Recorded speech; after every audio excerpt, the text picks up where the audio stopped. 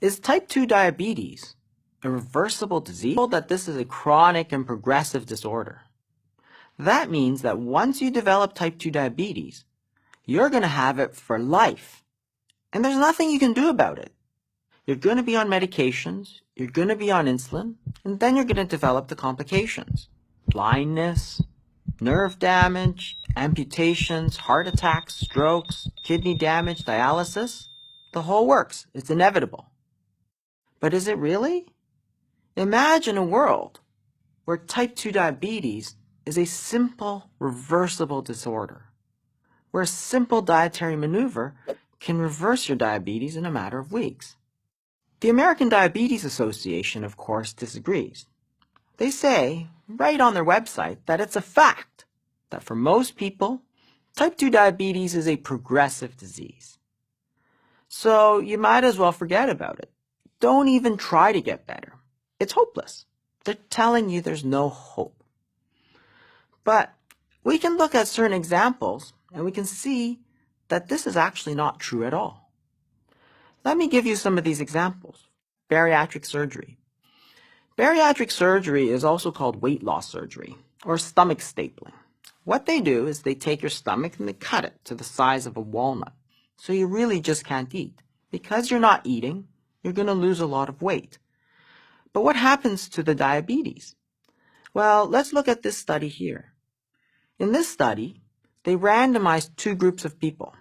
One group of people stayed on their medications and got the best medical therapy available. The other group got weight loss surgery. On the horizontal axis is time, over 12 months. On the vertical axis is the number of medications that these people were taking.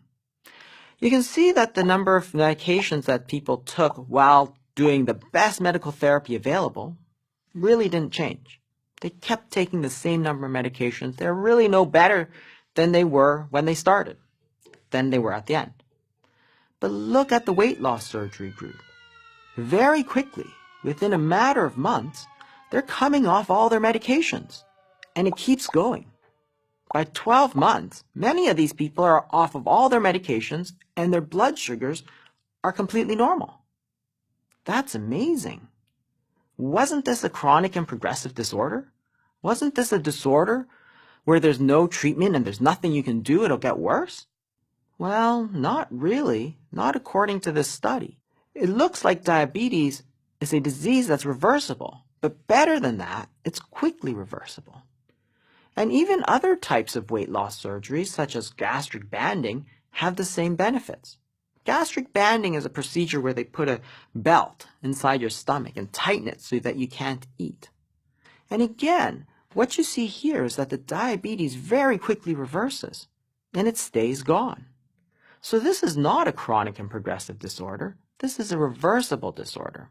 I'm not saying that gastric banding or weight loss surgery is the answer for everybody, but it simply points to the fact that the situation is different, and this is a reversible disease. Let's look at another example. We can look at fasting. Fasting is a dietary maneuver where you don't eat anything for a certain period of time. I had this patient here, Richard, who came to me for treatment of his diabetes. He had been diabetic for 10 years, he was taking about 70 units of insulin, and he was developing complications. He was getting eye disease, he was getting kidney disease. So we changed his diet, we put him on a low carbohydrate diet, and we gave him some simple tips, and we included some intermittent fasting in his regimen. Over a period of months, he lost about 50 pounds. And his diabetes got incredibly better.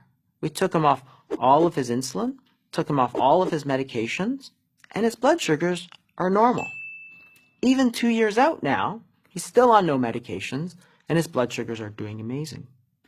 So, in fact, this is a reversible disease. Fasting seems to lead to a reversal of his diabetes. And this is not a new finding. In fact, if we go back almost 100 years, Dr. Elliot Jocelyn, perhaps the most famous diabetes specialist in history, wrote this in the Canadian Medical Journal, that temporary periods of undernutrition are helpful in the treatment of diabetes will probably be acknowledged by all after these 2 years of experience with fasting. So what happened was that he had been using fasting for 2 years, and he thought it was so amazingly great that it's going to be obvious. Everybody's going to know this. There were a few problems, of course. At the time, he didn't differentiate between type 1 and type 2 diabetes.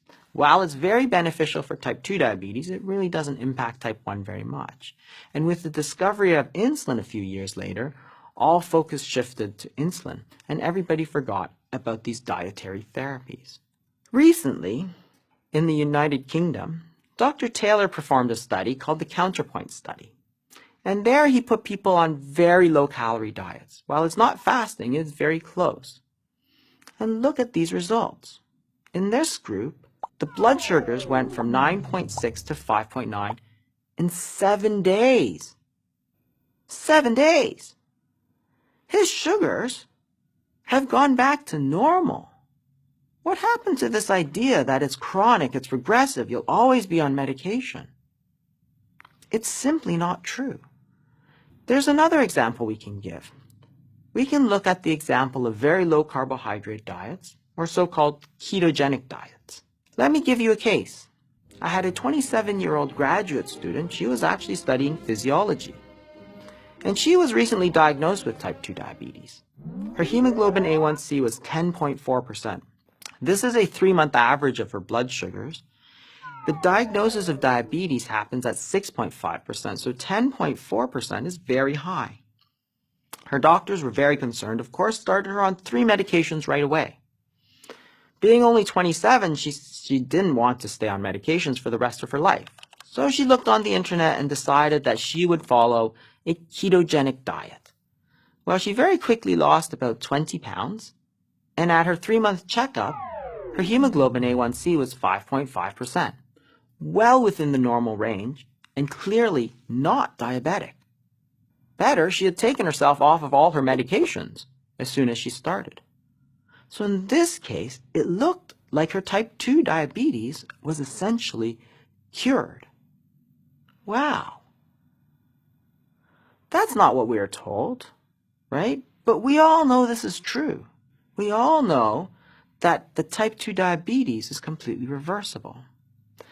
For example, if somebody comes up to you and says, you know what? I lost 50 pounds and my diabetes went away. You'd say, wow, that's great, terrific, good for you. You wouldn't say to them, no, you're lying to me. The American Diabetes Association says it's chronic and progressive. Get back on your medications. No, of course not. So it's immediately obvious that this is just a lie. Type 2 diabetes is not chronic and it's not progressive. It's reversible. But what about all the cases about people on medications? Do you ever hear people say, I started my insulin or I started my medications, and now I'm so much better, I took myself off?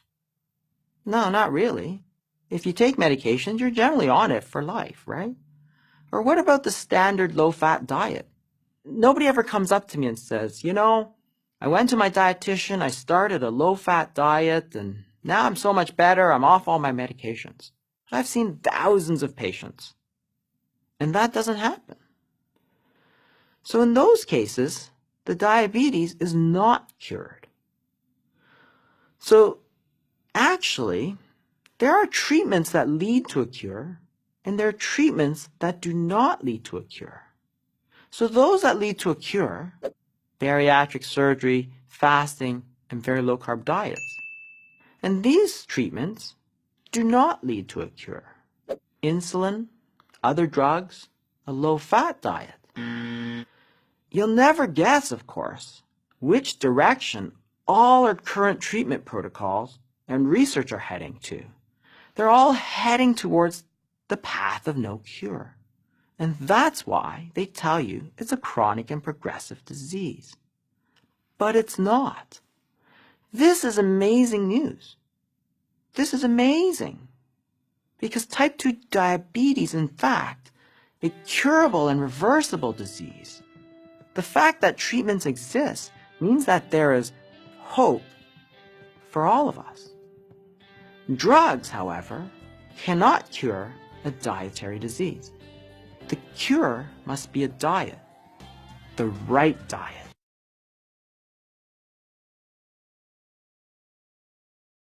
How can we burn fat? Well, that's what we all want to do. Imagine that we can somehow manipulate our meals so that we can maximize fat burning. How do we do this? Well, first of all, we have to understand what happens to our physiology when we eat. So when we eat food, the hormone insulin starts to rise. And insulin is a storage hormone. It stores some of this energy in our livers and in our fat cells. So sugar gets stored in the liver as glycogen, and fat gets stored as well. When we stop eating, the insulin levels start to fall, and what happens is that we start to bring this energy back out. So that when we're fasting, usually during sleeping, for instance, we don't have to constantly eat to feed ourselves because we're generating this energy from the fuel that we've stored away. And this is a normal situation. So you eat, energy gets stored. As you don't eat, the energy comes back out. Now, there are two main fuel sources for the body. The body can burn sugar, and the body can burn fat. And you have to understand that the body can switch from one to the other without any problems. This is a normal situation. Sugar is like the money in your wallet. It's easily available, but you can only store a certain limited amount. So you can take it in, you can take it out. It's very easy for the tissues to use. Fat, on the other hand, is like the money in your bank. There's an unlimited amount of storage, but it's not so easy to get to. You have to go to the teller. It's not immediately available to you like the money in your wallet. And this really explains partially why it's so hard to burn fat, because it's not that accessible to you. In fact, you can only get at it after you've burned through all the sugar, because your body is not going to bother of getting the energy from the fat when it has plenty of sugar. Let's look at what happens to the body when you start fasting. If you look at this graph, what it shows you is that where the body is getting its energy from. That's the oxidation rate on the left-hand side. So immediately when you stop eating, what you see is that the body is deriving most of its energy from carbohydrates. That's sugar. And the immediate part after fasting, you can see that most of the energy is still derived from sugar. But after about 24 hours or so, those stores start to run out. The glycogen, which is the stored sugar, is starting to run out. And as you stop getting energy from your sugar, then you can see the green line, which is the fat burning, starts to ramp up. What you see in essence is a switch here from burning sugar to burning fat. At no time do you see the protein really become a major problem. We're not burning protein for fuel. Protein is what we want our muscles, our tissues to be made out of. It's important. And you see that the body conserves the protein through the entire process. We're not burning muscle, we're burning fat. So what we're really talking about is how to switch over from burning sugar to burning fat. How do you do this? Well, a low carbohydrate, high fat diet is going to prevent the sugar from being stored in the first place. So if there's no sugar being stored, your body is naturally going to be able to go to the fat. But what happens if you have a lot of sugar stored already? Well, fasting is a great way to burn down all this sugar. Once you burn down all this sugar, then you can start burning fat. You want to start fasting? That's terrific. In this short video, I'll tell you everything you need to know to get started. It's terrifically simple. Almost everybody can benefit from fasting, but there are a few exceptions. It's not recommended for children, pregnant or breastfeeding women, those severely underweight or malnourished should not fast.